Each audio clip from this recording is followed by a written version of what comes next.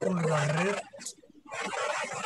Salud Perdón, Mental y hay Derechos un ruido. Humanos Perdón, José, hay un Venezuela. ruido. Perdón, José, hay un ruido muy fuerte. No se oye. Fuerte de fondo que no permite que escuchemos. Ay, pareciera que hay algo. No sé si eres tú, no sé si es algún participante. Permíteme, por favor, revisar. Voy a silenciar todos los micrófonos. Ajá. Voy a silenciar todos los micrófonos. Ok, ahora voy a abrir solamente el de José para ver si es el de él que está dándonos problemas. Ok, Abre tu abrí. micrófono. Muy bien. Listo. Sí. Adelante, José. Bueno, se le agradece a todos mantener su micrófono apagado para evitar interrupción. Bueno, muy bien, muchísimas gracias a todos y a todas. Estamos viendo allí compañeros de distintos países. En la tarde de hoy damos comienzo a un nuevo conversatorio, esta vez coordinado por la Red Salud Mental y Derechos Humanos Venezuela. De manera que comenzamos de inmediato con la intervención de la presentadora, la compañera Rosa Golche. Tiene la palabra, Rosa.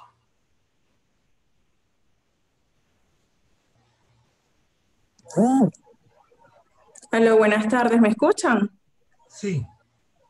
Bueno, muy buenas tardes. Para mí, como siempre, es un placer estar en este tipo de eventos y acompañarlos. Fíjense bien, durante estas semanas hemos realizado conversatorios sumamente importantes, porque a pesar de que estamos celebrando 30 años que se hizo la Declaración de Caracas, aún nosotros estamos viendo, por lo menos aquí en Venezuela, nuestras instituciones con una gran, yo no hallo ya cómo decirlo, porque nuestros pacientes no encuentran una atención ideal. Realmente seguimos siendo la salud mental el primer problema en salud pública. Estamos haciendo con estos conversatorios un llamado para todas aquellas personas que nos apasionan esto de la salud mental y que realmente creemos, ¿verdad?, en que nuestros pacientes de salud mental tienen que ser reivindicados, que nos acompañen y que se nos unan en este tipo de movimiento, en esta lucha, que no queremos que siga avanzando más el tiempo, sino que queremos que a medida de estos eventos, este tipo de actividades, este tipo de encuentros, todas las personas nos activemos para reivindicar lo que sería la salud mental como tal. La semana pasada tuvimos un conversatorio con uno de los principales en Latinoamérica, con el doctor Pablo Marante, donde él realizó un balance de cómo se encontraba la salud mental en Latinoamérica. Y hoy vamos a tener realmente una participación súper especial, que vamos a hablar de cómo cómo tenemos cómo se está viviendo la salud mental aquí en Venezuela, con la participación de la doctora Nancy Montero, del doctor Pedro Telles y el doctor José León Uzcategui, que formaron parte hace 30 años de esta firma. Gracias.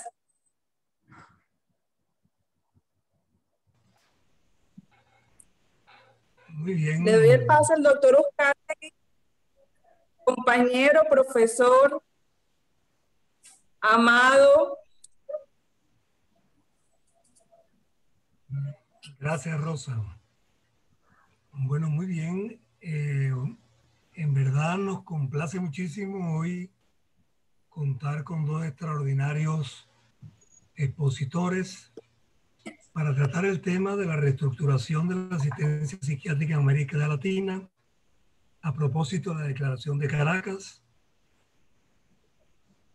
haciendo el balance de lo que ha sucedido en estos 30 años en Venezuela. La doctora Montero, que precisamente en su extenso currículum tiene el privilegio de, en ese momento era directora nacional de salud mental y fue la organizadora realmente de ese encuentro internacional. En esos postulados de la Declaración de Caracas, que seguramente muchos de ustedes conocen, se planteó el cierre progresivo de los hospitales psiquiátricos. Se centró en el reconocimiento de los derechos humanos de los sufrientes psíquicos, estigmatizados como enfermos mentales.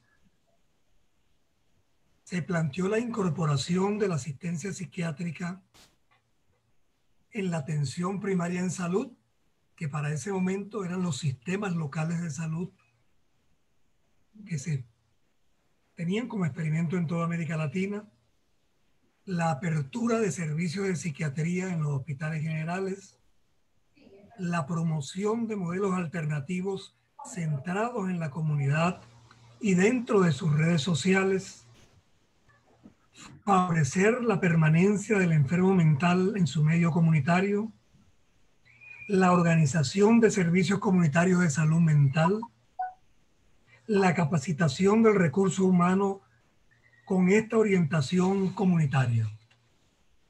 Como lo apreciábamos con Paulo Amarante, una de las figuras más destacadas de América Latina y particularmente de Brasil, nos lleva a esa pregunta que se coloca en este conversatorio también. ¿Estamos mejor, igual o peor? Indudablemente que la respuesta no es la misma en cada uno de los países. Hoy vamos a ver el caso de Venezuela. Sin embargo, antes de comenzar con los expositores, tendríamos que comentar que en un balance de estos 30 años nos obliga a revisar la teoría y la práctica de la asistencia psiquiátrica y de la salud mental. Hoy se discute y se propone en toda América Latina lo que en otros conversatorios hemos llamado las 6D en relación al tema de la salud mental. La descolonización, todo el tema de la colonialidad, del poder, del saber y del ser. La desbiologización, todavía hoy seguimos hablando de la salud, entendiendo no como salud, sino como enfermedad, y entendiendo el ser humano como una máquina biológica. La desmedicalización, que indudablemente hay una medicalización y psiquiatrización. Por eso hablamos también de la despsiquiatrización, de la desmanicomialización y de la desmercantilización. No solo en nuestro país, en Latinoamérica y a nivel mundial, la salud asumida como una mercancía nos lleva en buena medida, el coronavirus es un buen ejemplo. Ha habido un desmantelamiento de los sistemas de salud, incluyendo el caso de Europa. España, Italia, Inglaterra son buenos ejemplos de desmantelamiento gracias a las políticas neoliberales de los sistemas de salud. De manera que hoy se impone una nueva conceptualización, nuevas prácticas en el campo de la salud mental. Y en estos conversatorios, precisamente venimos haciendo un enfoque de otra manera de entender la salud, con los aportes de la medicina social, de la salud colectiva, de entender la salud como un derecho, no como una mercancía, de asumir la necesidad de una propuesta desde el pensamiento decolonial, desde la cosmogonía indígena andina ancestral, el Sumac Causá y el Sumac Camaña, Y desde allí nos hemos planteado a lo largo del Agya Yala de nuestra América, pero así la bautizaron nuestros indígenas, Agya Yala, una nueva conceptualización de salud mental. Desde allí venimos planteando construir la salud mental colectiva y el buen vivir. Ese es el marco de la discusión que nos introduce entonces en el conversatorio de hoy. Vamos a tener la intervención de la doctora Nancy Montero, amiga de muchos años. Después de la doctora Montero, cuando fue directora de la Dirección de Salud Mental, que luego pasó a división, luego pasó a oficina, hoy es una coordinación inexistente. Eso es parte del balance. Nancy es una verdadera figura intelectual y de servicio, en el buen entendido de lo que es servicio. La doctora Nancy Montero es una caraqueña graduada de pediatría, luego hizo psiquiatría general, luego psiquiatría infanto-juvenil. Si habláramos del currículum de la doctora,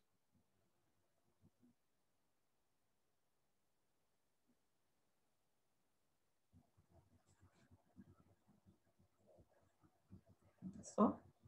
No se oye.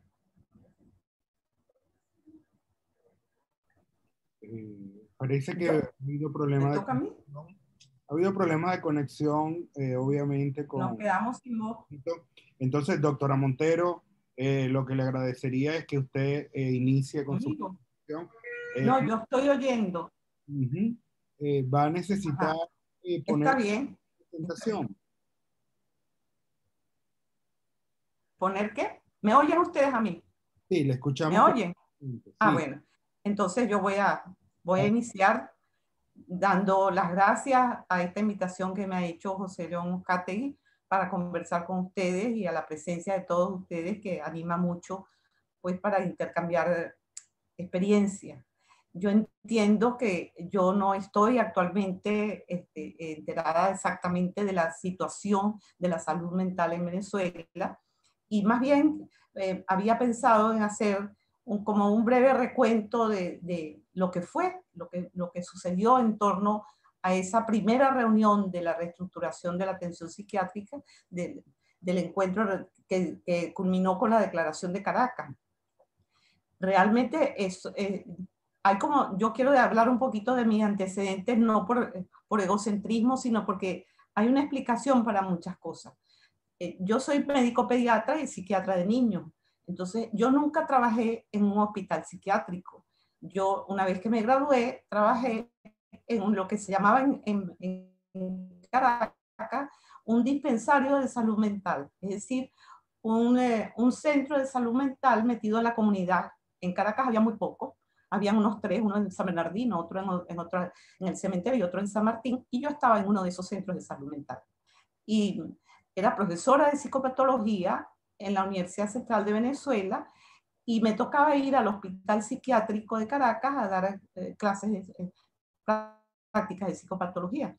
Y el hospital me producía, porque yo estudié también en un servicio de psiquiatría dentro de un hospital general, me producía un cierto malestar, de modo que para mí era una tortura prácticamente ir a dar esas prácticas en el hospital porque lo sentía sucio y no bien atendido, ¿no? Y hice como unos 10 años en ese centro de atención ambulatoria y después me tocó, trabajé con muchos niños y me llamó la atención, escribí algo que tenía que ver con el antecedente de la sociedad de la personalidad psicopática y me tocó ir a un encuentro dentro de una institución total que era para atender a adolescentes infractores.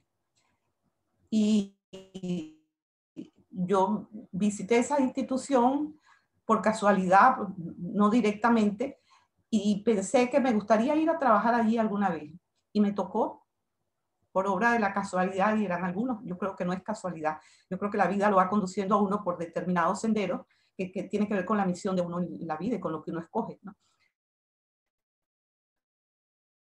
Y me tocó dirigir esa institución y allí pude momentos de adolescentes infractores. Y fue tan fuerte esa experiencia que cuando me tocó salir de ella, unos 4 años estuve vinculada con las instituciones totales y revisando todas las instituciones totales que tenían que ver con adolescentes infractores en mi país. Dije, para este instituto, que era el que se encargaba de la protección de los adolescentes, no vuelvo a menos que pueda cambiar todo lo que sucede aquí. Bueno, poco después me tocó, entonces estaba dirigiendo el Instituto Nacional de Psiquiatría Infantil y de repente me llaman de la división del Ministerio de Sanidad y me dicen que tengo que ir a dirigir la división de salud mental, porque nunca llegó a ser dirección. Y porque el director se había retirado y yo era la segunda persona, digamos, en cargo importante allí, dependiendo de esa dirección, y me iban a poner en esas circunstancias. Creo que un poco presionado por la OPS, no sé, porque estaba planteado, yo llego en octubre y el 14 de noviembre, fue el 14 de octubre o el 14 de noviembre, no recuerdo exactamente la fecha.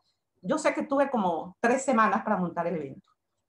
Me habló el doctor Isaac Levap, que era para ese entonces el director general de salud mental de la OPS, y me ayudó un poco en esa situación. Tuvimos que correr y montarnos en un evento internacional importantísimo. Venezuela era la encargada de eso y no había muchas cosas preparadas. De modo que la OPS apuntaló mucho a todas las invitaciones y terminamos en un evento que tuvo como unas 200 personas más o menos, totalmente novedoso, y creo que no solamente para mí, sino para la mayoría de los psiquiatras venezolanos, el lenguaje que se propuso en ese momento.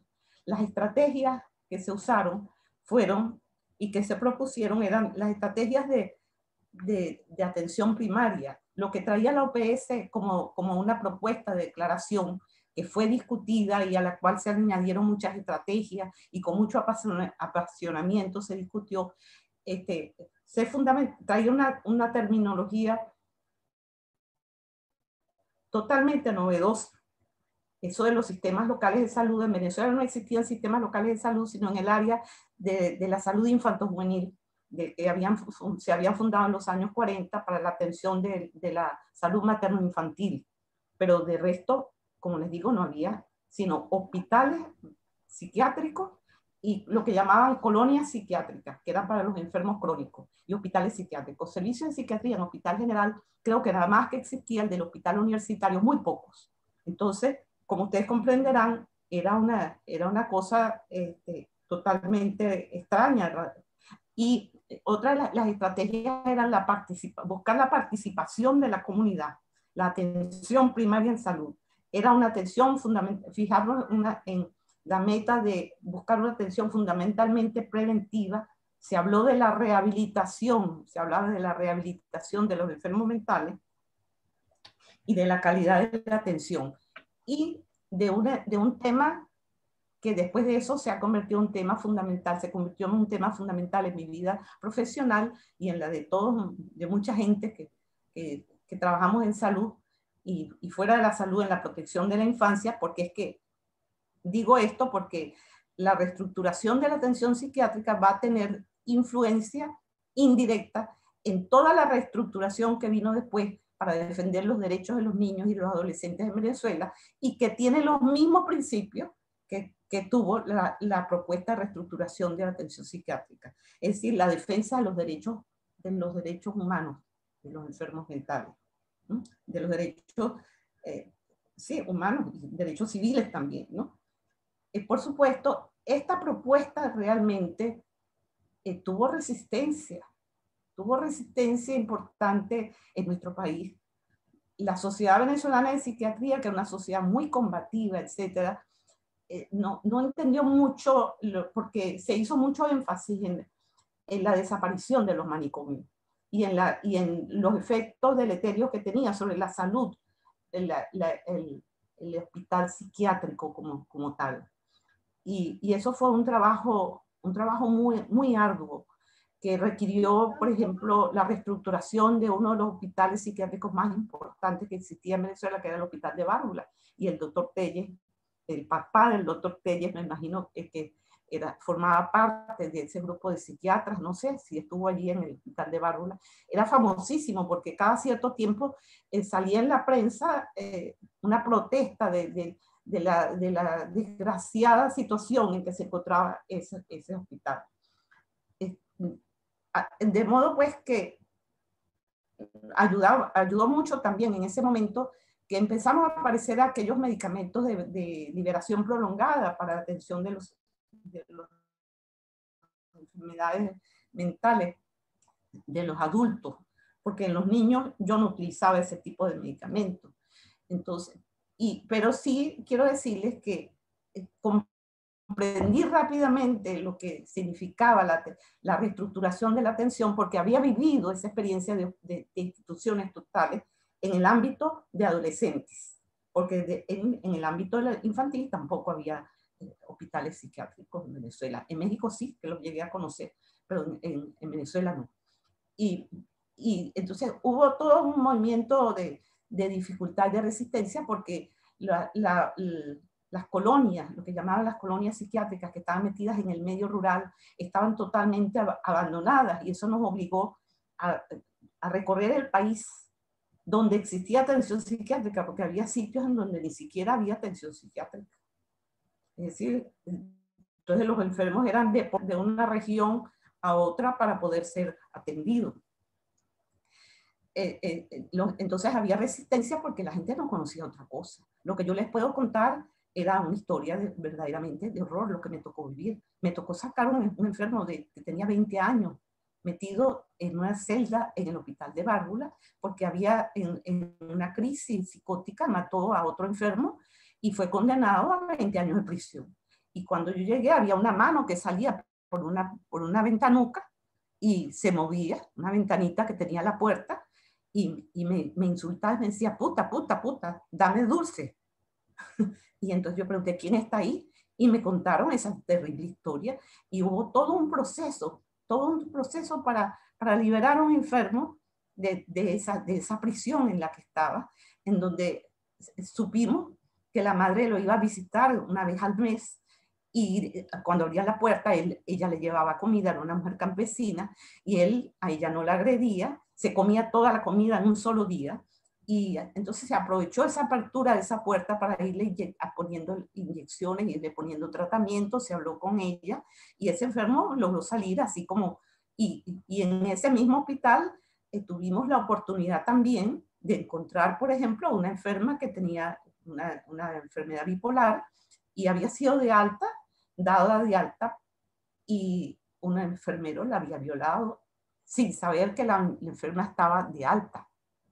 Y logramos, con toda la movilización que se logró hacer, establecimos una red con la Fiscalía General de la República y todo eso, por primera vez yo creo, y a lo mejor por última vez en Venezuela, se logró sancionar a un enfermero por la violación de una enferma mental, porque él decía que ella estaba loca, que estaba inventando, pero cuando se hizo el examen de la violación y la fecha en que ella estaba de alta, pues todo eso se quedó afuera. Entonces le estoy hablando de una cosa que parece de la edad del medioevo, pero esa era la situación. Se lograron cerrar 2 colonias psiquiátricas de mujeres sobre todo, una en que se violaban los derechos humanos, y cuando yo fui a visitarla no había ni siquiera historia psiquiátrica, no existían, le ponían los medicamentos a los pacientes para tranquilizarlos, y las enfermas pasaban y como que se dieron cuenta, porque hay un poco de razón en la locura, un poco de locura en la razón también, y me decían, al oído me decían, aquí no nos dan de comer, aquí no nos dan de comer, aquí nos dan de comer solo aullando. Y yo les creo, porque siempre los enfermos dicen, muchas cosas que son verdad, como los niños. Como yo venía de la psiquiatría de niños y estaba acostumbrada a trabajar con niños, y la gente a los niños tampoco les cree, y yo me gustaba creer en los niños, así mismo empecé a creer en los enfermos mentales. Y afortunadamente, pues eso me dio la apertura necesaria para trabajar muy duramente, porque cuando yo dije que iba a cerrar 2 colonias, el propio ministerio me dijeron que no creían, que eso era imposible. Me dieron un autobús y esa fue una odisea de mi personal que me acompañó, el doctor Juan Manuel Brito, el doctor Frankie Padilla, a cerrar unas colonias psiquiátricas y a trasladar a los enfermos y a mejorar su atención. Y quiero decirles que la atención pública en Venezuela era en ese momento, a pesar de todas sus deficiencias, mejor que la privada. Porque la privada se pagaba muy poco, muy poca cantidad. Venezuela tenía fama de ser un país rico, pero el presupuesto de la División de Salud Mental nunca lo habían manejado directamente los directores, los jefes de salud mental. De modo que yo me entero que tengo un presupuesto porque llegó una persona nueva al ministerio y que me enseñó mucho de presupuesto, y yo hasta me disgusté porque le dije, ¿y por qué a mí no me dijeron desde el principio que yo tenía esta cantidad de dinero? Figúrense, el presupuesto de los hospitales psiquiátricos que existían tampoco lo manejaba la división, lo manejaba era la dirección de hospitales. Y siempre eran los más bajos presupuestos de todos los presupuestos de hospitales que existían en el país. Entonces estoy hablando de una situación realmente desastrosa, desastrosa. Y muchas personas tomaron a título personal las críticas que se hacían en ese momento al hospital psiquiátrico y casi que, bueno, que había sitios, por ejemplo, cuando yo fui al estado Zulia, encontré en la puerta del hospital psiquiátrico un cartelón que decía, fuera la doctora Montero. y allí me tocó cerrar también una colonia psiquiátrica. De modo pues que desde esa época se empezó a avanzar.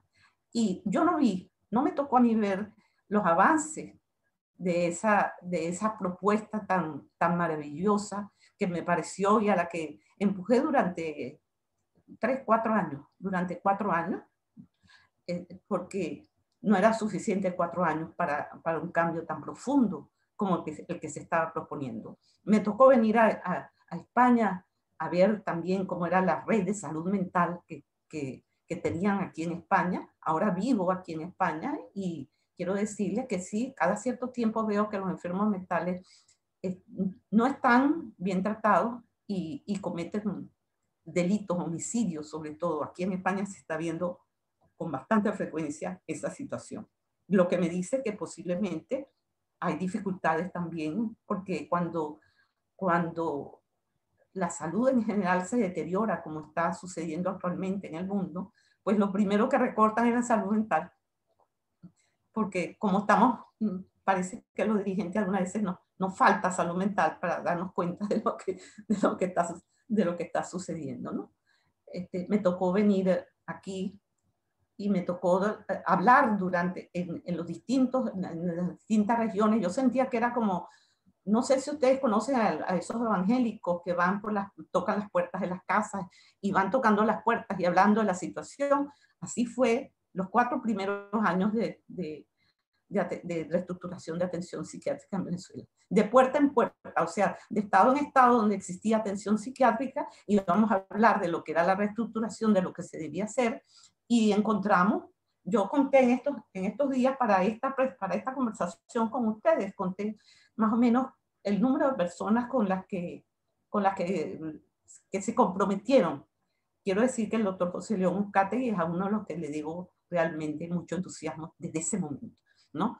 Y se lo agradezco porque hasta me dio una placa, que eso ya da mucho decir en la situación. Y vamos así, a cada sitio, evitamos la apertura de un nuevo hospital psiquiátrico en el estado de Mérida, recuerdo.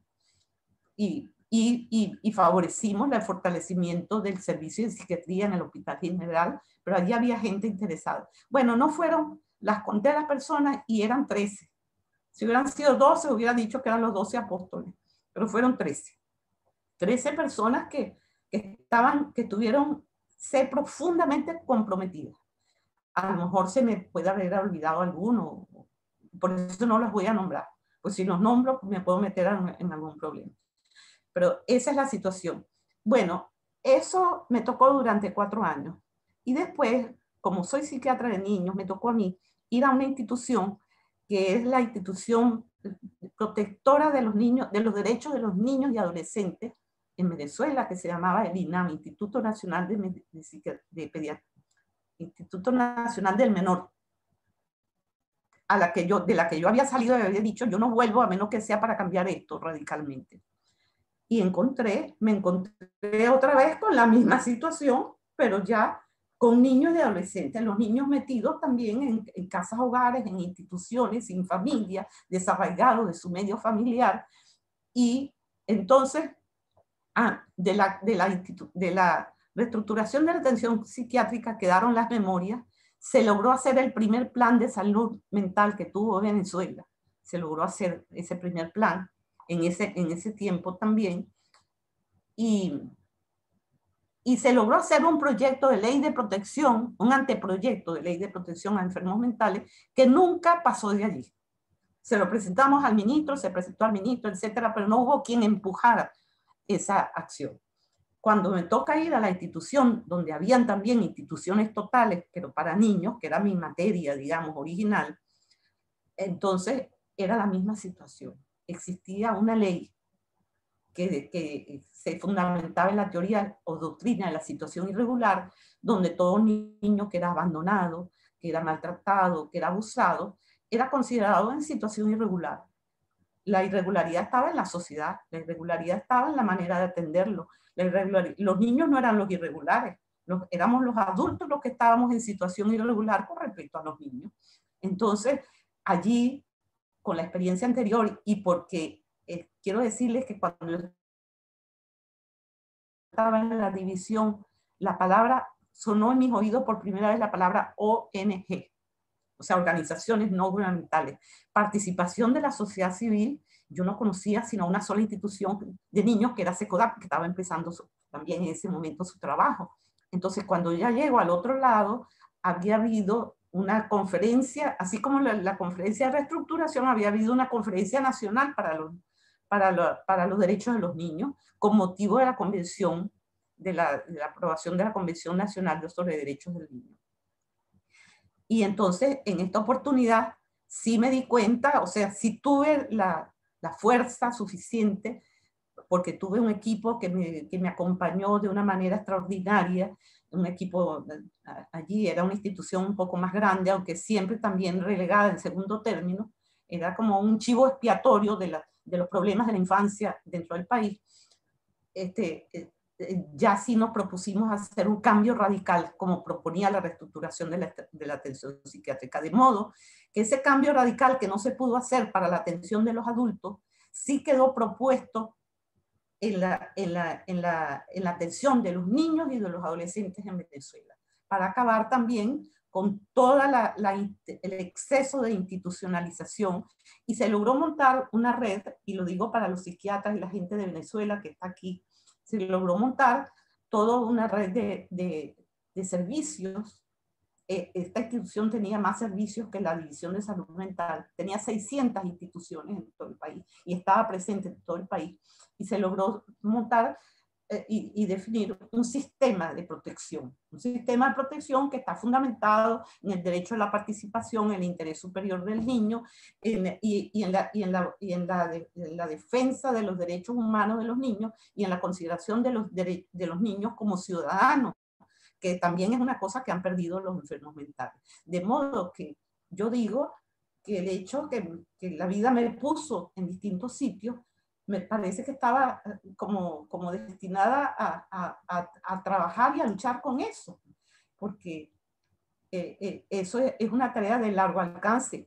De la parte de los derechos del niño se logró muchísimo y se ha perdido también muchas cosas últimamente, pero ya allí sí quedó asentado una red de defensorías en las comunidades, los llamados consejos locales de protección a la infancia, que velan por los derechos de los niños, y también se le dio importancia al no desarraigo de los niños de su medio familiar o del medio o preferir el medio familiar a la institucionalización. Es decir, lo mismo que estaba planteado en la reestructuración de la atención psiquiátrica. Temo mucho, para terminar, que la atención psiquiátrica de adultos no haya logrado la suficiente madurez y que a lo mejor haya perdido, no sé, tengo confianza en oír lo que va a decir el doctor Pedro Telles, porque ya en una oportunidad pude comprobar que parece que en el estado Carabobo hay un germen o ya algo de red con respecto a la reestructuración de la atención psiquiátrica. No sé si me he extendido mucho, perdonen que haya hablado en lo personal, pero es que no puedo darle cifras, me preocupa también muchísimo el hiato que existe entre el número de personas tratadas y el número de personas que padecen trastornos de salud mental y están sin tratamiento en la calle, que siempre fue un grave problema y creo que continúa así. Y es lo que estoy viendo ahora aquí en Europa también, que me parece que hay más personas sin tratamiento de las que deberían estar todos tratados, pues, ¿no?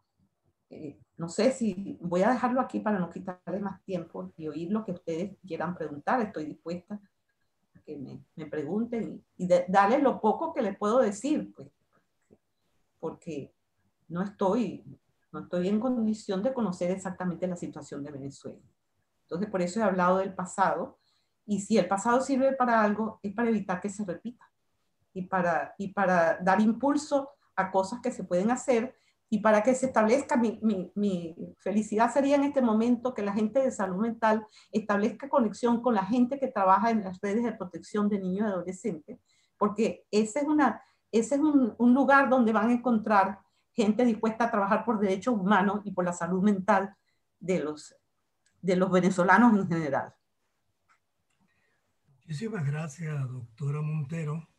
Ya logré reconectarme. La Venezuela que nos va quedando es esa.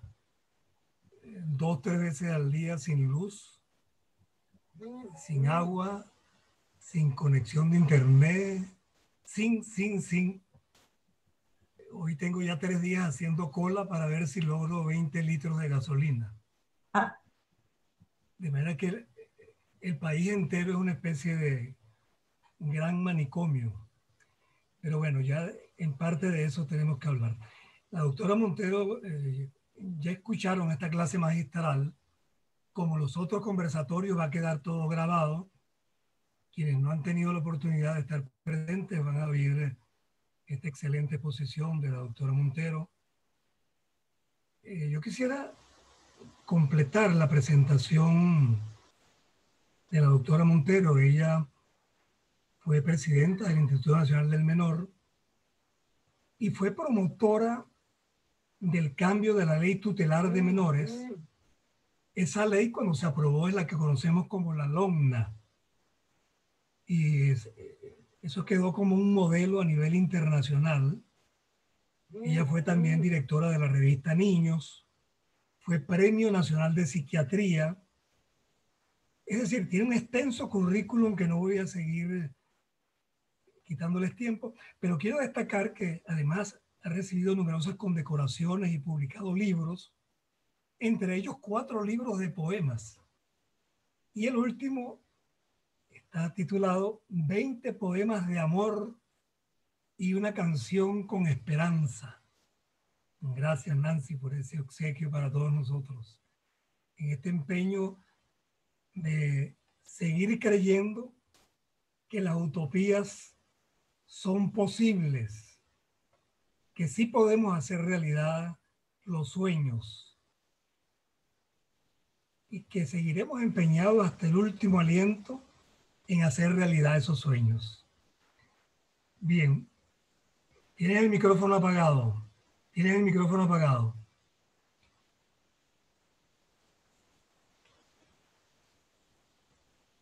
Está apagado, Nancy. Mira, sí, una cosa, es que tengo que decir algo que es muy importante, que como se hizo se hizo una campaña como de 2 años para cambiar la ley y se incorporó la sociedad. Por eso es que hablé de las ONG y se me fue la idea. Resulta que todas las ONG que trabajaban con niños se incorporaron, hicieron suyo el proyecto, de modo que nosotros presentamos un anteproyecto que era muy deficiente, pero ellos se encargaron de demoler eso, y me alegro de que haya sido así. y entonces hubo tal participación que todo el mundo estaba incorporado. Yo creo que eso fue el éxito, lo que logramos, el éxito. Nosotros fuimos y lo voy a decir porque me encanta la imagen. Los ladrones, los muchachos cuando van a robar, los adolescentes, y quieren brincar un muro, entonces uno pone las manos así y se monta encima de las manos de eso y brinca el muro, y se dice poner la pata de gallina. Bueno, nosotros lo que hicimos fue poner la pata de la gallina, y la sociedad civil se desmandó y se agarró aquello para ellos. Y al final todos estábamos contentísimos, todos quedamos satisfechos de lo que se había hecho, pero tengo que decir que el trabajo de la sociedad civil fue extraordinario. Gracias, Nancy. Bueno, ahora vamos a tener el placer de presentar al doctor Pedro Telles. Pedro, un amigo entrañable, es egresado de la Universidad de Carabobo como médico. Hizo su posgrado de psiquiatría en el Psiquiátrico de Caracas. Ha sido coordinador nacional del posgrado de Medicina General Integral, posgrado que ya tiene más de 10.000 egresados. Es lo que se conoce como medicina familiar. Coordinador en el estado Carabobo de la Misión Sucre. Fue director general del Instituto de Altos Estudios Arnoldo Gabaldón. Director del posgrado de Psiquiatría Comunitaria en Insalud, la institución de salud del estado Carabobo. Fue vicepresidente médico de Insalud, docente en varias instituciones de educación superior. Actualmente es director del Hospital Psiquiátrico Dr. José Ortega Durán, conocido como Bárbula. La serie de Bárbula con la que nos amenazaban cuando estábamos chiquitos. Si te portas mal vas a ir a trancar a Bárbula, nos decía. Hospital que llegó a tener 1.700 enfermos mentales en las peores condiciones, y nos tocó en esa oportunidad, precisamente después de la declaración de Caracas, todo un movimiento que desarrollamos en Carabobo con la Comisión de Defensa de Derechos Humanos y Ciudadanos de la Universidad de Carabobo. Logramos la intervención de la Fiscalía, de los organismos a nivel local, regional y nacional, y logramos el cierre de ese manicomio. Hoy, los 20 pabellones que conformaban el hospital psiquiátrico son sede de la Facultad de Ciencias de la Salud, de la Facultad de Odontología, del Hospital Oncológico, y también, ya no de un manicomio, sino de un centro de atención psiquiátrica, del cual nos va a hablar nuestro amigo, compañero. Él no lo colocó en su currículum, pero Pedro tiene innumerables publicaciones. Es uno de los intelectuales más brillantes que tenemos en el estado Carabobo y sin ninguna duda a nivel nacional. Gracias, Pedro, por aceptar la invitación y acompañarnos. Él mismo nos dijo, bueno, no me queda más que ser abogado del diablo. Tienes la palabra, Pedro. Hola, bueno, buenas tardes. Es un honor participar en esta conmemoración de la Declaración de Caracas con 2 de sus miembros, de las personas que participaron directamente. 2 de esos 3 apóstoles que mencionaba la doctora Montero, que era amiga de mi papá, me hablaba mucho de ella, el doctor Chiquito León, nuestro maestro, y ellos se escucha bien, ¿no?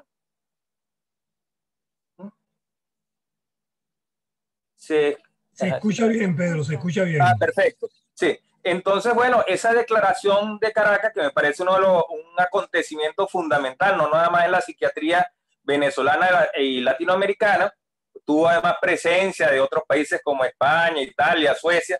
Yo aquí tengo el número de la revista El Boletín de la Oficina Sanitaria Panamericana, el volumen 110, número 6, donde se refiere la conferencia de la reestructuración de la atención psiquiátrica de América Latina, y en la declaración de Caracas hace mucho énfasis en que el hospital psiquiátrico como única modalidad asistencial obstaculiza el logro de los objetivos. Esos objetivos siguen siendo el norte de lo que sería la atención pública en relación a la salud mental.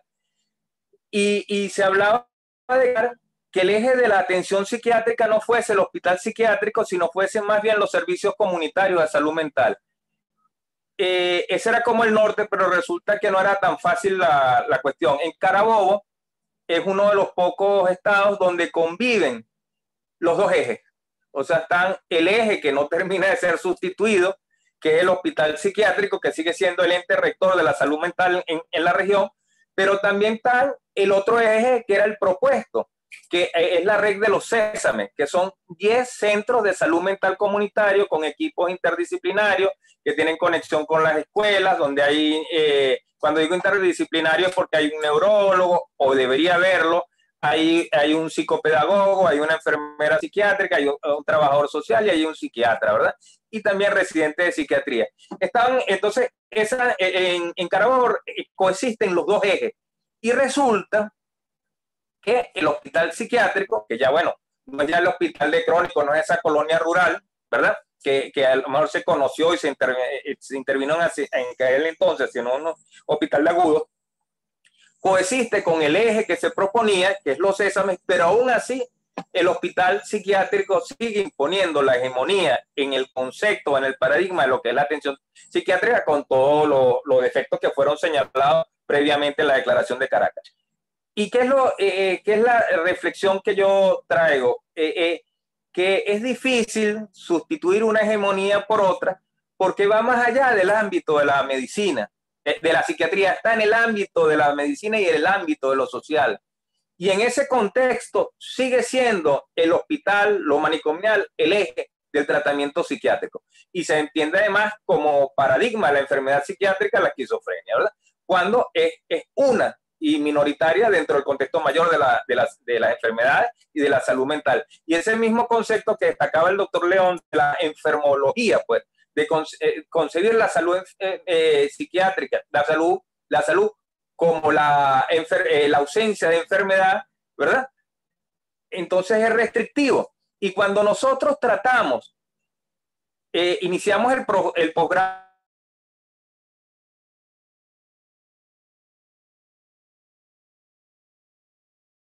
los residentes estaban simultáneamente en el hospital y también en los Sésames, inclusive agregamos algo que a lo mejor no existe en ningún otro hospital, las guardias comunitarias, o sea que así como el residente del posgrado de psiquiatría hacía guardia de 24 horas en el hospital, un día a la semana también, luego de su posguardia tenía que hacer una guardia comunitaria, o sea que era obligatorio que él tenía que ir a una escuela o a hacer una actividad en las comunidades, charlas con los consejos comunales, etcétera.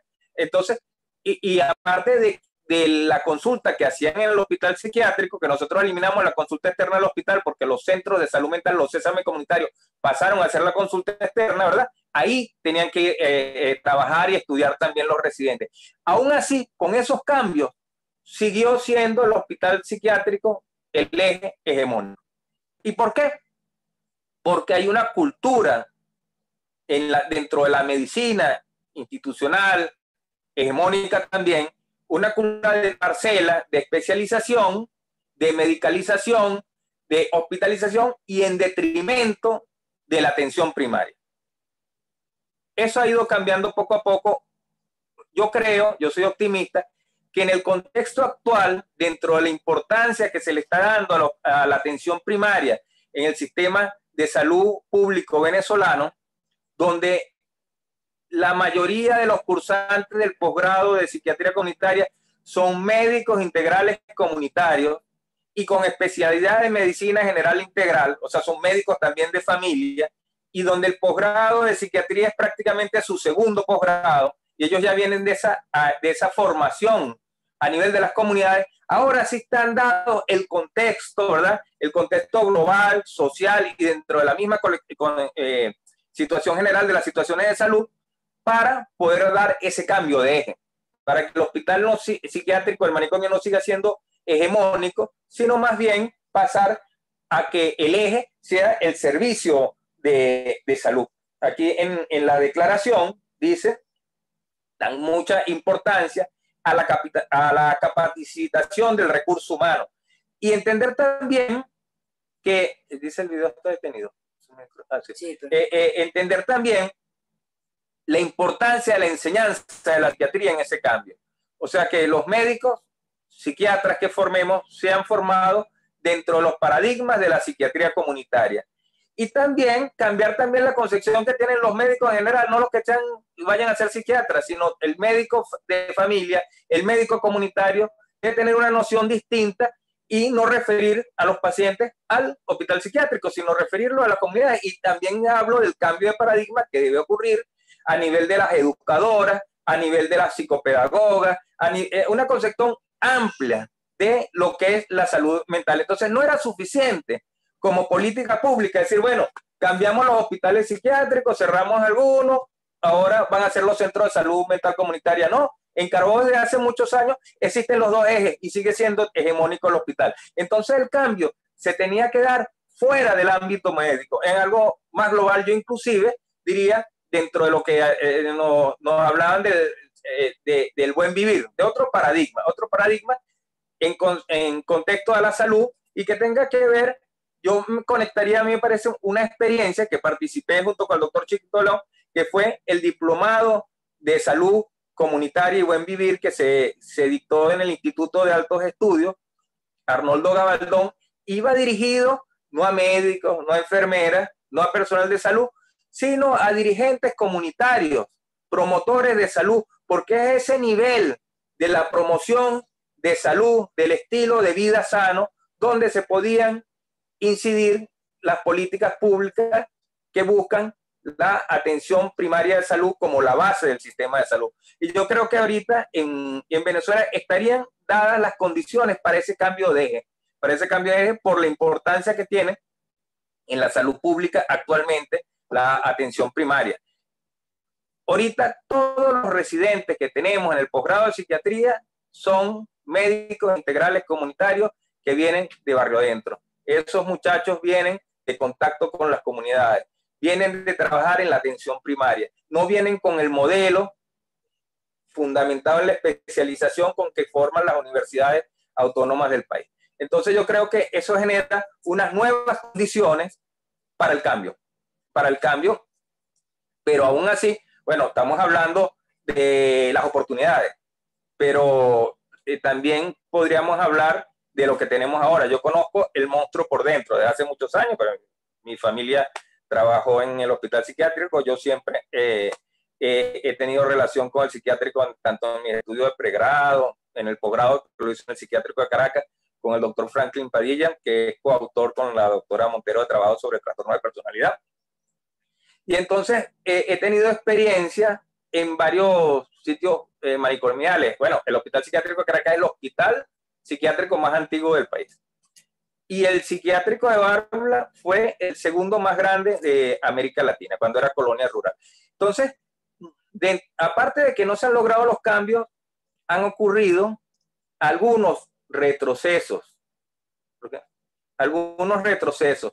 Por ejemplo, está bien, se cerraron las colonias rurales, la atención a los crónicos, pero esa atención a los crónicos se privatizó.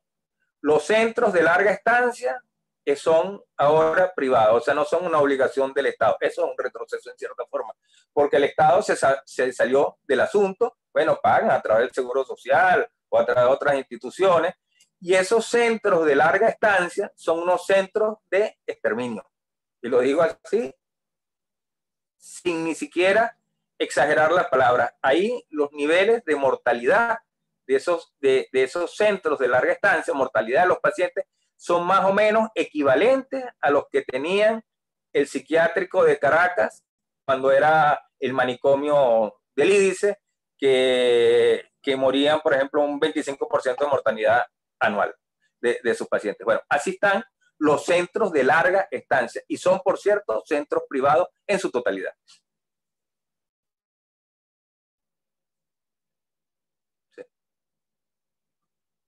¿Se escuchó? Sí, sí, muy bien, Pedro, Sí. excelente. Sí.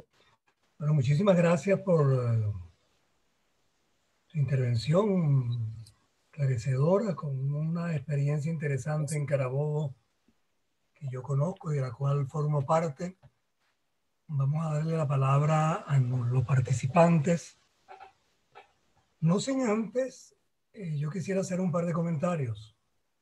En primer lugar, desde la Declaración de Caracas, hemos tenido una especie de ruta institucional de seguimiento en América Latina de qué se ha hecho. De manera que ya en 1997 hubo la declaración de los ministros de salud latinoamericanos asumiendo la Declaración de Caracas. En el 2001, la salud mental en las Américas a comienzos del nuevo milenio, que asume la OPS. En el 2005 se lanzaron los principios de Brasilia. En el 2009, las estrategias y planeación sobre salud mental de la OPS. En el 2010, el consenso de Panamá, políticas de salud mental y derechos humanos.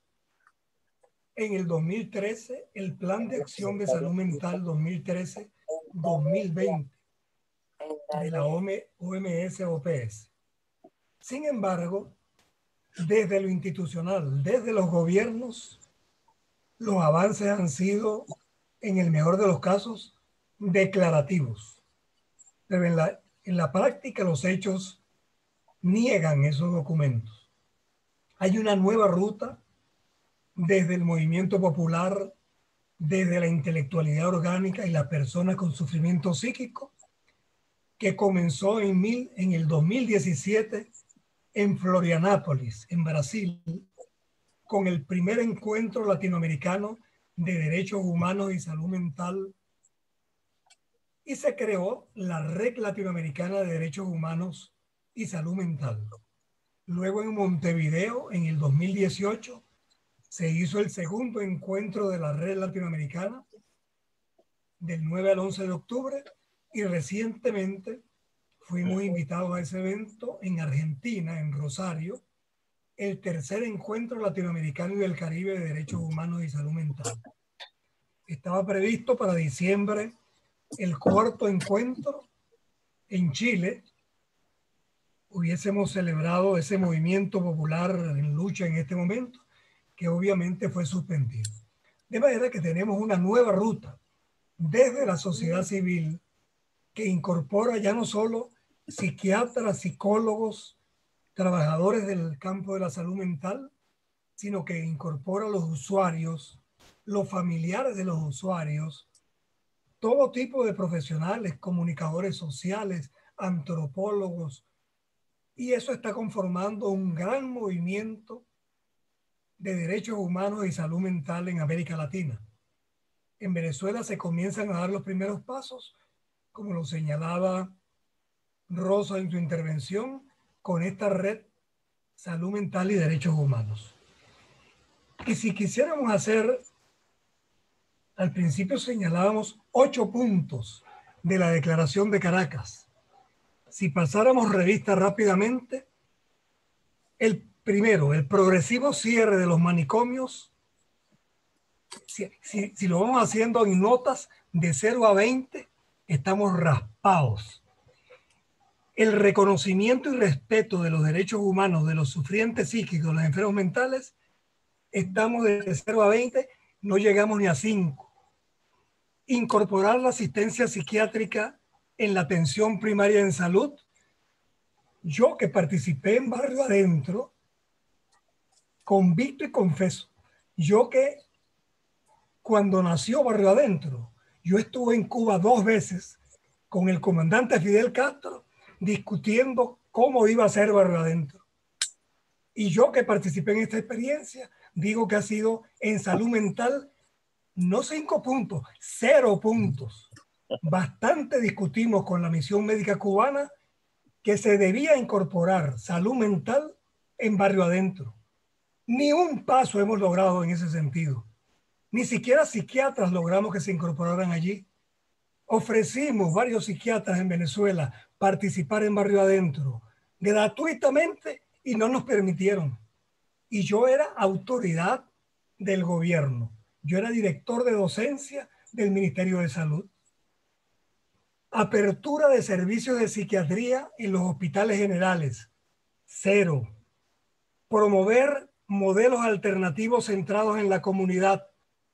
Carabobo es la excepción que confirma la regla.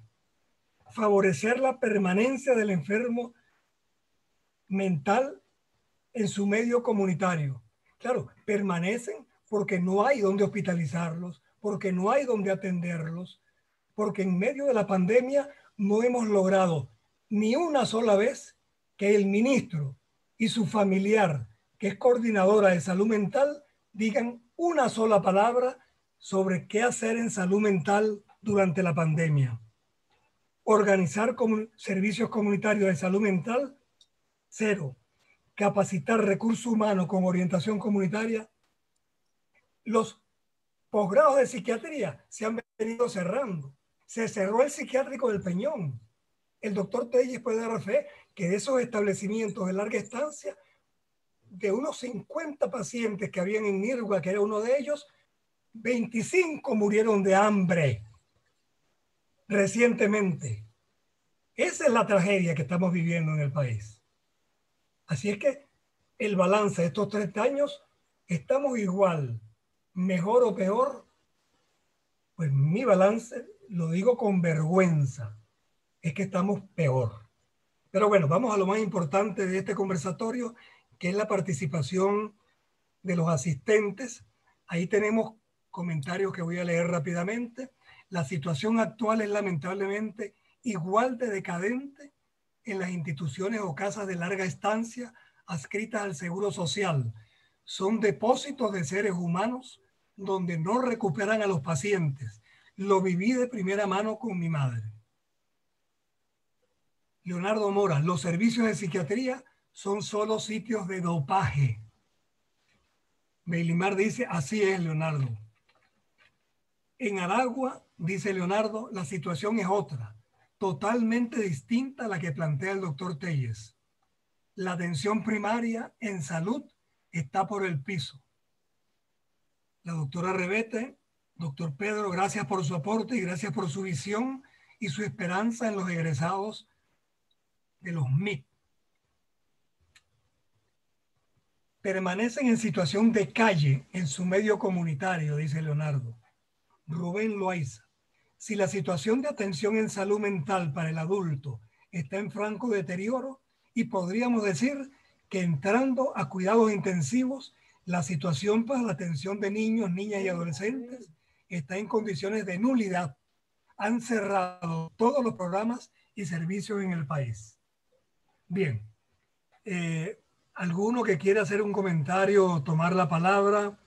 ¿Algún otro comentario por parte de los ponentes, por parte de los compañeros de otros países que están? Hay compañeros de Argentina, de Chile, de Colombia. Tenemos compañeros de varios países que pueden hacer cualquier pregunta y los compañeros de Venezuela igualmente, por supuesto, algún comentario. La doctora Revete dice, somos muchos dispuestos a formarnos para apoyar a nuestras comunidades. Así es. Un comentario adicional. La ley. No hay ley de salud mental en Venezuela. Pero es que tampoco hay ley de salud cuando cesó la Cuarta República. El presidente Caldera acababa de aprobar una ley que cuando llegue el presidente Chávez dijo, esa ley, y estuvimos de acuerdo con eso, no debe ponerse en práctica porque esa ley contribuye a lo que venimos viviendo en el país y empeora y favorece la privatización. Bueno, eso estuvo muy bien. Eso fue en 1999. Solo que desde ese momento quedó congelada la ley de salud y hasta el día de hoy ni la ley vieja, que está congelada, ni la ley nueva, que nunca se hizo, y bastante que hemos dado la pelea para intentar una nueva ley de salud. La ley de salud mental, hicimos un proyecto en la Cuarta República que nunca fue considerado, como bien lo decía la doctora Montero. En la Quinta República presentamos un proyecto de ley, nunca ni la asamblea controlada por el chavismo le hizo caso, y ahora con la OPS hicimos un proyecto de ley que lo presentamos en la Asamblea Nacional Constituyente y en la Asamblea Nacional del señor Guaidó, y los políticos están dedicados a la politiquería. No hubo manera que ni siquiera entraran a considerar el proyecto de ley. Así es que bueno, allí andamos. Nos dice Leonardo Mora, en San Casimiro, Estado Aragua, apoyamos con la atención mediante videoconferencias gracias a la ONG Consulta Salud. Contamos con 2 psiquiatras, un neurólogo y 2 psicólogos. Gloria Perdomo, no hay que dejar de soñar. Ahí estamos todos de acuerdo, pero que no se convierta en pesadilla. Estas declaraciones, aunque parezcan quimeras o utopías, son el norte que indican el norte, aunque el norte es el sur, y dan luz en una situación donde hay tanta indolencia y oscuridad. Los servicios de salud mental para proteger a la niñez ni aparecen siquiera como promesa. De Rosa Golche. Yo llevo 10 años trabajando en la UNER como docente en el área de salud mental y psiquiatría en enfermería. Y a pesar que la unidad curricular tiene como cimiento lo comunitario, no se cumple en virtud que desde primera instancia la universidad sigue manteniendo un modelo hegemónico. Clara Chor pide la palabra, compañera de Argentina. Tienes la palabra, Clara.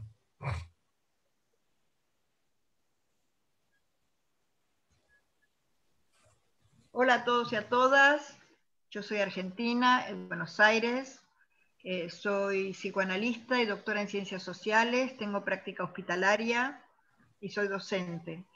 Yo quisiera decir algo porque nosotros sí tenemos una ley de salud mental, pero las políticas no han querido ponerla en juego. Decidir una ley de salud mental es decidir políticas de salud, pero también es decidir políticas sociales. Y todavía nosotros no estamos comprobados con este tema. Si bien se está haciendo muchísimas cosas, nuestra colega Alicia Stolkiner, Julieta Calmes, están trabajando en la provincia de Buenos Aires, haciendo muchas cosas de salud mental en beneficio de los pacientes con COVID y de los familiares con COVID, y se están implementando, digamos, talleres, nuevas experiencias de atención, en mi caso lo que llamo la urgencia subjetiva, que tiene que ver con ver, bueno, de qué padece cada sujeto. Ahora, el tema de la manicomialización es un problema verdaderamente, porque hace falta, como bien dijo el doctor Telles, primero haría falta también tener colegas formados con un criterio de una consideración de lo que es un ser humano que no llevaría nunca a una internación, salvo casos excepcionales que lo necesitarían, pero son excepciones. Pero depende de la noción de ser humano que se tenga, y en este sentido me parece que ahí también se podría plantear qué quiere decir enfermedad o salud, ¿no? Mental. Y en este punto yo creo que lo mental tiene un problema. Esto yo lo planteé en mi tesis doctoral, porque lo mental, si bien uno podríamos decir que las neurociencias lo ubican en el cerebro, podríamos decir que también está en el alma, podríamos decir que también está en el espíritu. Yo que soy psicoanalista le diría, y el inconsciente juega.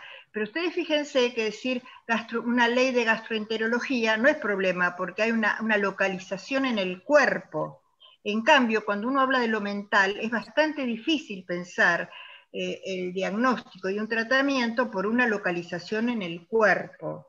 Sería volver a siglos atrás, volver al electroshock, volver a cosas donde quieren ubicar en el cuerpo. Yo creo que los fenómenos de padecimiento psíquico o psíquico-social, son padecimientos que no tienen una localización, sino que tienen una expresión. Y los tenemos que pensar cómo diagnosticarlos para luego de más pensar el tratamiento. No sé si con alguien encerrado esto se puede hacer, digamos, ¿no? Alguien encerrado en el sentido de decir el profesional también encerrado en su cárcel de conceptos. Y la medicación creo que ha venido a decir, bueno, esto es curable con tal medicamento o tal cosa, ha cronificado casos, porque me parece que a los remedios les viene bien ser crónicos, ¿no? Y también es acallar al ser humano, porque me parece que cuando pensamos que es un ser humano, es un ser de palabra, aunque sea en el máximo de los silencios, en el máximo de los gritos, esto es un ser de palabra. Y esto se ve como la señora Montero, la doctora Montero, mucho gusto conocerla, la verdad es un placer. En los adolescentes se nota muchísimo esto, ¿no? Que el peor de los silencios puede ser el mayor grito. Entonces, tenemos un problema con nuestra formación, tenemos un problema con las derechas, que las derechas no saben de seres humanos, digamos, ¿no? No saben de seres humanos, saben de medicamentos, pero no de seres humanos. Y entonces todavía nos falta estudiar muchísimo, porque todavía estamos con la intriga de qué es el alma y dónde localizarla, digamos. Todavía es una intriga.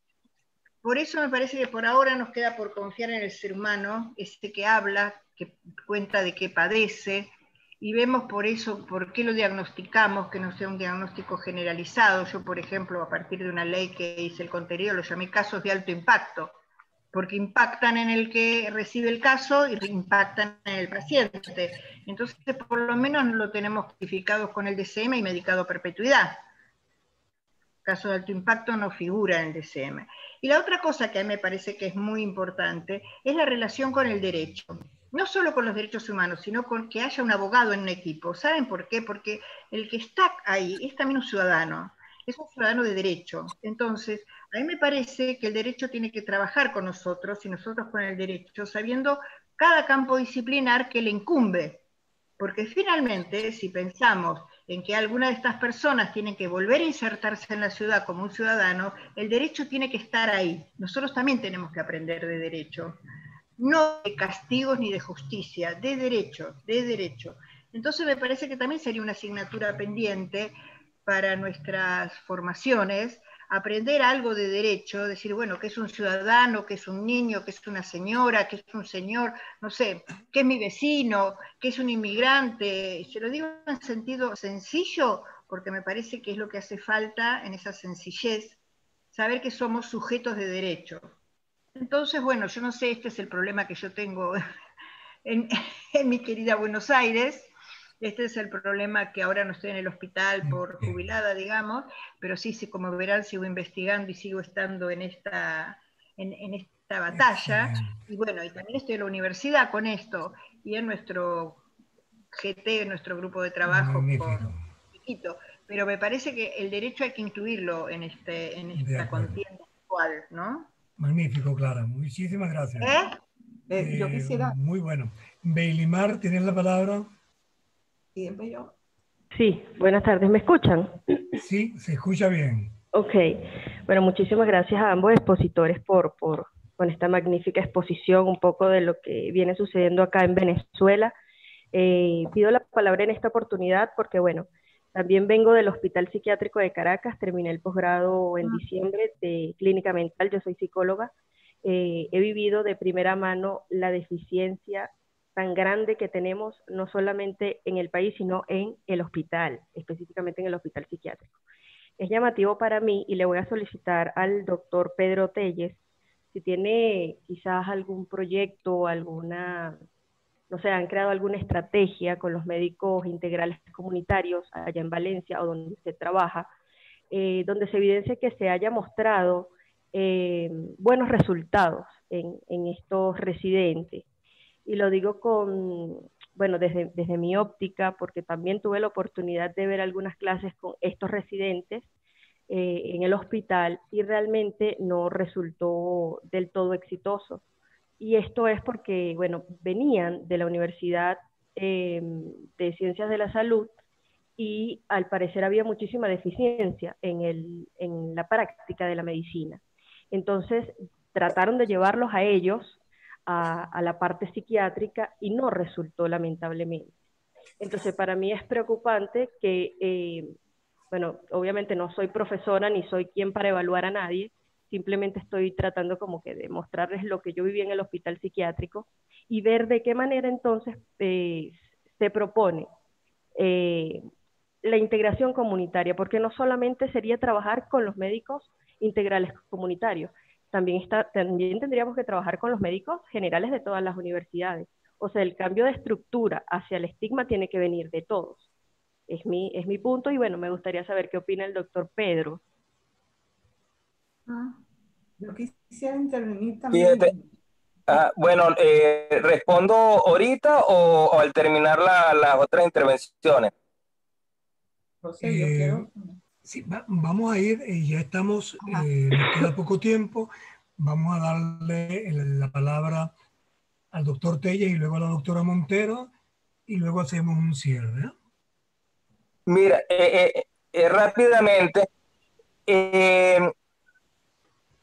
hay un elemento que a alguna de los participantes le pareció muy interesante y quisiera desarrollarlo un poco, que es la guardia comunitaria. La guardia comunitaria significa que el residente del hospital, así como hace guardia en su hospital, también debe hacer una guardia con la obligatoriedad que significa la guardia, que sabemos los médicos, bueno, él tiene que estar en ese sitio, no puede salir, es obligatoria, bueno, pero en la comunidad, o sea, ya sea en una escuela, en el caso de los psiquiatras, sea en una escuela, en un centro de atención primaria, en una charla en un consejo comunal, o sea, eso, cuando yo fui vicepresidente de INSALUD, traté de establecer guardias comunitarias en las otras especialidades. O sea, que los residentes de ginecología hiciesen una guardia comunitaria, que ese día fueran a dar charlas en una comunidad, hicieran atención primaria, fueran a una escuela, hablaran de métodos de protección, o que los estudiantes de cardiología dieran una charla de educación antitabáquica en otras partes, que trabajaran inclusive en los mismos ambulatorios de INSALUD. No, los residentes de las universidades autónomas, las universidades tradicionales, no las de ciencia de la salud, se niegan a salir del hospital. Este problema de la Declaración de Caracas, de que el hospital psiquiátrico es el eje hegemónico, es también de otras especialidades médicas, también desvinculadas a lo comunitario. Los cardiólogos no quieren saber nada con las comunidades, salen es para hacer una medicina hospitalaria súper especializada y relacionada a la psicofarmacología y a la cardiología de las intervenciones quirúrgicas, y van preparados a trabajar en un servicio especializado en público y en su consultorio privado. Lo mismo sucede con la ginecología, con la pediatría también. Los residentes del posgrado de pediatría, esos se opusieron a hacer guardias comunitarias. Entonces, fíjense, curiosamente, ¿por qué se da la Declaración de Caracas, que forma parte también de un proceso de desinstitucionalización internacional, ¿verdad?, de la psiquiatría? Porque la psiquiatría es la rama de la medicina que está más relacionado con lo social, o que ha hecho autocrítica de su propia disciplina. Fíjense que dentro de la psiquiatría existe la antipsiquiatría. O sea, hay psiquiatras y sociólogos y psicólogos que ponen en duda su ejercicio, su pertinencia y la forma de su pertinencia social. Entonces, esa capacidad autocrítica de la psiquiatría, del mismo discurso psiquiátrico, fue lo que posibilitó la Declaración de Caracas y hacer una autocrítica de las instituciones, de los hospitales, de los manicomios, pero eso mismo no ha ocurrido en otras disciplinas médicas. Entonces, a diferencia de esos médicos egresados en las universidades tradicionales, los médicos que egresan de barrio dentro, de la medicina integral comunitaria, vienen de trabajar con las comunidades. Hay un problema, no es nada más a nivel teórico, hay un problema también de corazón. El que trabaja hacen lo que se dice en barrio dentro, hacer calle, visitar a la gente a su casa, ver al paciente no en un consultorio, sino en su familia, en su casa, en ese contexto es distinto. Entonces ellos tienen un paradigma distinto y se les hace más fácil, entonces se les hacía más fácil hacer la guardia comunitaria en el posgrado de psiquiatría. Otros residentes de otros posgrados, porque sencillamente hay un sesgo, bueno, que no quería tocar, pero es un sesgo político, ideológico, muchos sesgos impiden que los médicos integrales comunitarios egresados de la Universidad de Ciencias de la Salud ingresen a otras especialidades. sea, es muy difícil que uno de ellos ingrese a obstetricia, que ingrese a cirugía, que ingrese a cardiología. Eso es una realidad. Ahí entran fundamentalmente los médicos de las universidades tradicionales. En el psiquiátrico de Bárbara, bueno, ahí, no es que le hemos dado prioridad a uno a otro, sino bueno, ellos quedaron mejor en el concurso y todos los residentes actualmente son médicos integrales comunitarios, hicieron después la especialidad de medicina general integral, que yo fui coordinador nacional de esa especialidad, y es como decir como medicina familiar, pero más centrada en lo que es la salud colectiva. Bueno, entonces resulta que la guardia comunitaria para mí es la clave que nos ha ayudado a integrar, de intentar pasar del eje hegemónico del hospital psiquiátrico al eje de los servicios comunitarios de salud. Y esta transformación, esta declaración de Caracas no debería hablar nada más para los psiquiatras de la salud mental, sino para la salud en general, y debería incidir en las otras especialidades médicas, porque realmente la salud es de todos. La salud mental compete tanto a un internista como a un psiquiatra, tanto un cirujano como una enfermera, como un psicólogo, como un psicopedagogo, como una maestra de escuela. Es un ámbito de todos, y entonces el cambio debe ser global. Y lamentablemente, haciendo este balance de los 30 años, nos concentramos nada más en intentar cambiar una disciplina, y no se pudo ni se podrá hasta que no haya un cambio general, hasta que no haya un cambio global que involucre a las otras especialidades, involucre la enseñanza de la medicina. Y bueno, y yo creo que ahorita es la oportunidad, porque yo puedo decir que ahora la atención primaria en salud, no nada más en salud mental, está intentando tener una posición protagónica. Bueno, gracias. Muchas gracias. Vamos a darle la palabra a la doctora Montero. Porque... Bueno, dos cosas quería yo señalar. Yo estoy de acuerdo con Pedro, me encanta oírlo porque me gusta oír a la gente que es más joven que yo, que el problema que hay en la formación de los médicos es un problema de vocación, de corazón. Realmente la idea del médico de comunitario, como lo llaman ahora, y creo que es como un movimiento de democratización de la enseñanza de la medicina, pero que no ha tenido una falla en el sentido de que ha dejado de lado la formación médica, biológica en algunos aspectos que son fundamentales y que no les permiten funcionar después como debe ser, aunque ha llamado la atención sobre la necesidad de tener un médico mucho más humanista, más humano, más cercano a la población. Y allí, es verdad, a mí me tocó también, fíjense lo que en aquel momento que estaba en la reestructuración de la atención psiquiátrica, yo tenía estudiantes de psicopatología, me los llevé para un centro de atención de indigentes. Entonces esos indigentes iban a dormir a ese centro y salían en el día y regresaban. Y a mí me parecía eso mucho más humano que lo que había en el hospital psiquiátrico, porque además había muchos indigentes que en realidad lo que eran enfermos mentales, ¿no? Y les ponían un tratamiento y salían y regresaban, ¿no? Y creo que esa es la idea del hospital, de los hospitales día, que forman parte de la red necesaria de salud mental, que en la época en que me tocó a mí estar en la división en Caracas había creo que un solo hospital día que estaba en la Castellana, no había una red, ¿no? Entonces, la formación del médico, el médico lo forman como que algunos médicos, no todos, porque también tenemos muy buenos médicos en Venezuela, como en todas partes, ¿no?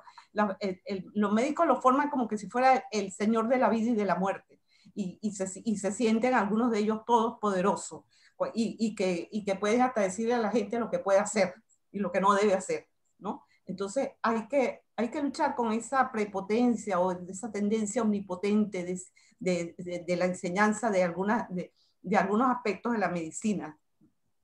En eso estoy de acuerdo. Es necesario revisar cuál es el currículum de los médicos comunitarios para fortalecer la formación que les permita realmente integrarse, porque tengo la experiencia del hospital de niños, de los médicos comunitarios que intentaron integrarse, pero no sabían ni siquiera indicar un suero, y indicar un suero para un niño deshidratado es algo fundamental, porque en América Latina todo el mundo padece de diarrea y los niños se mueren muchas veces por diarrea, por gastroenteritis. Entonces no están preparados, y ellos le pedían a los médicos del hospital de niños, que me consta que hay muchos que son muy sensibles, porque ese hospital siempre ha habido mucha sensibilidad social, les decían, enséñenos eso, porque a nosotros no nos enseñaron eso en la medicina comunitaria. Claro. Y el hospital de niños no se negaron a enseñarle. Eso también me consta. Entonces, hay diferencias. No podemos, tenemos que mirar que la desventaja que tiene la formación universitaria clásica y la desventaja que tiene la formación que intenta hacerle peso a esa formación deshumanizada.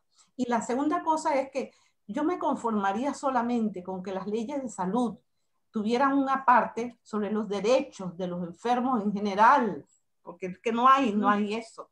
Entonces, porque no es solamente los enfermos mentales, que si les hacen, aunque sea un artículo en la Ley General de Salud, si ya no quieren una ley de protección al enfermo mental, entonces que diga cuáles son los derechos de las personas enfermas mentales o de los discapacitados, que también los hay, de las personas con ciertos tipos de discapacidad. La ley de salud tiene que tener una parte relacionado con los derechos humanos de aquellas personas que pierden la salud. ¿Por qué? Porque de repente yo le tengo miedo a un hospital. Yo me quiero morir en mi cama de mi casa. Yo no me quiero morir en una cama hospitalaria, ¿no? Y por algo, porque yo conozco el monstruo porque he estado en sus entrañas.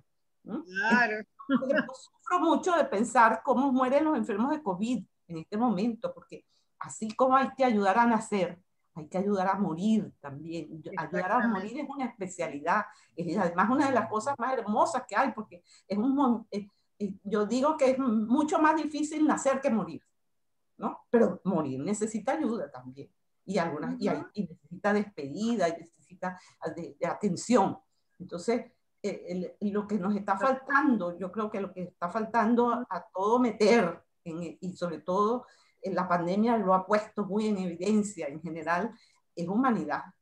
Es humanidad, es acercarnos al otro como al prójimo, el que está al lado mío, el que es como yo, exactamente igual que yo, tenga el color que tenga, la religión que tenga, la edad que tenga.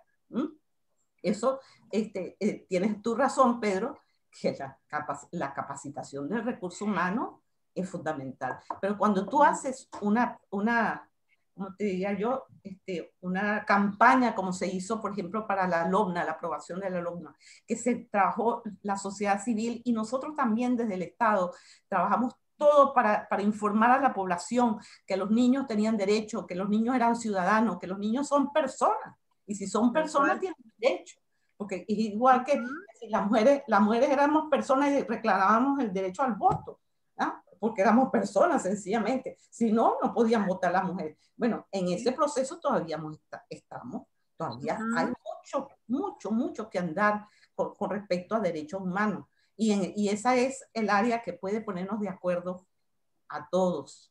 Ojalá que nos pudiera poner de acuerdo a las derechas y a las izquierdas, porque no, ¿quién va a negar que como seres humanos tenemos el derecho a la salud, el derecho a comer, el derecho a la educación? Entonces, por allí tenemos que empezar a conciliar, a buscar sin ceder en principios fundamentales, a buscar conciliación, porque mientras estemos jalándonos así, estirando la cuerda, generalmente se rompe por lo más delgado, que son los niños y los enfermos mentales y los discapacitados y todos aquellos que son menos, que son minorías.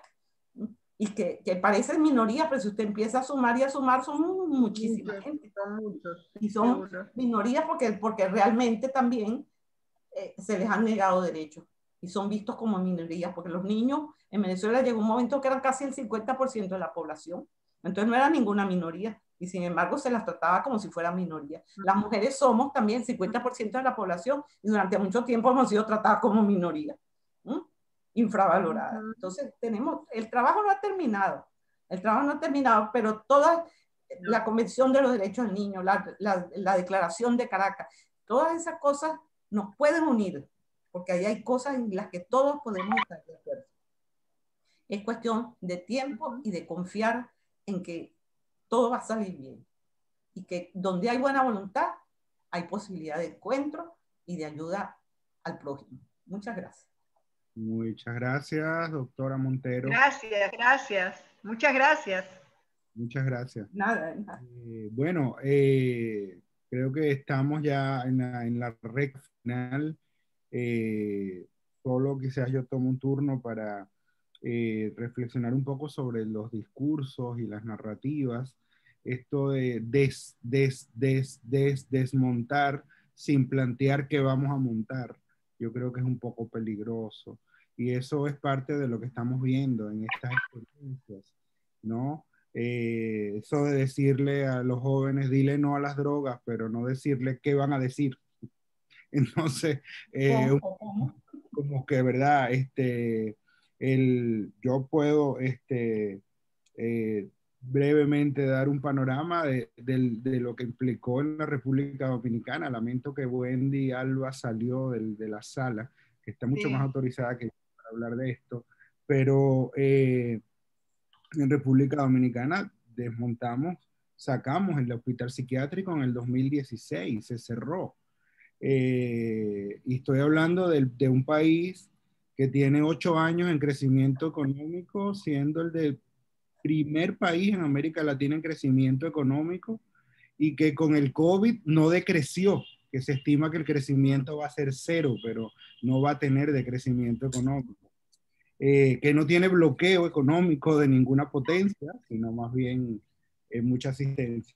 Pero es el tercer país que menos tratamiento le da a sus enfermos, ¿sí?, en América Latina. Y no tenemos atención psiquiátrica en ningún hospital municipal, en ningún hospital provincial, ¿sí?, y se desmontó el sistema de atención porque había que desmanicomializar. Está muy bien, lo teníamos que hacer, pero ¿y luego qué hacemos? ¿No? Entonces ahora tenemos un problema muy serio, y además el presupuesto de salud mental del Ministerio de Salud en los mejores momentos de la historia del país ha llegado a 0.9% del presupuesto de salud. En los mejores momentos, actualmente 0.6%. Del presupuesto de salud, no del presupuesto de la nación, del presupuesto de salud. Entonces yo creo ¿y qué panorama nos tiene esto? Bueno, 36% de los dominicanos van a un sitio religioso antes que a un hospital. Claro. 32% van a un brujo antes que ir a un hospital, porque está desmontando completamente la atención en salud mental. Tenemos un sistema de seguridad social universal, donde el 100% de la población tiene acceso a la seguridad social. Pero uy, por favor, callate. Cuando llega el momento de la cobertura, de los tratamientos, entonces ahí comienzan los problemas, porque la seguridad social no consideró el tema de la salud mental en toda su dimensión. Entonces, bueno, creo que ahí hay unas reflexiones que tenemos que hacer en América Latina, de experiencias, y ver, ¿no?, hasta dónde desmontar y desmontar y desmontar sin tener opciones para montar. Porque la protesta es muy necesaria, pero la propuesta lo es más, ¿no? Entonces necesitamos proponer cómo vamos a dar salida a todo esto. Yo, pues nada, creo que tenemos a Rosa todavía en la sala, que es de las coordinadoras del conversatorio de hoy, y quiero darle la palabra para que sea quien, a nombre de la organización de este conversatorio, cierre el evento. Rosa, ¿estás con nosotros? Adelante. Hola, buenas noches, por aquí estoy. ¿Me escuchan bien? Perfectamente. ¿Me escuchan? Sí, perfectamente. Ok. Bueno, una vez más agradecidos, y bueno, de verdad que el conversatorio de hoy estuvo excelente, extraordinario. Retomo las palabras que acabas de decir, César. Es momento de repensar, es momento de reconstruir, y yo creo que también es momento de tumbar estos muros que ya llevamos 30 años con esta depresión de Caracas, y aún seguimos, en palabras más o menos del profesor y del doctor Uzcategui, yo creo que nulos, por lo menos aquí en Venezuela, 0. Y realmente es alarmante me llama mucho la atención porque tenemos muchos pacientes, tenemos una ciudadanía y una sociedad desasistida. Y hoy día, en este momento en que nos encontramos con el COVID, en pandemia, con esta crisis civilizatoria, muchas veces nos lo ha dicho el doctor Uzcategui, es momento de verdad de unir todos estos lazos y afianzar todos estos conocimientos que tenemos. Agradecidos de verdad por la participación de la doctora Nancy y del doctor Pedro, excelente. Y bueno, yo creo que tenemos que seguir reuniéndonos y tenemos que seguir analizando y tenemos que seguir siendo más críticos, apoyarnos unos a los otros para buscar nuevas expectativas y nuevos elementos, yo diría que en este caso de convicción, para seguir restringiendo y ralentizando lo que es la salud mental como tal, como una fuerza dentro de las políticas públicas de salud, porque la salud mental debe de ser el eje de lanza dentro de la salud como tal, dentro de la salud pública, como así lo dijeron los expositores anteriores, realmente sigue siendo la parte social y lo que realmente nosotros tenemos que abordar y trabajar como ciudadanos. Gracias. Buenas noches. Saludos.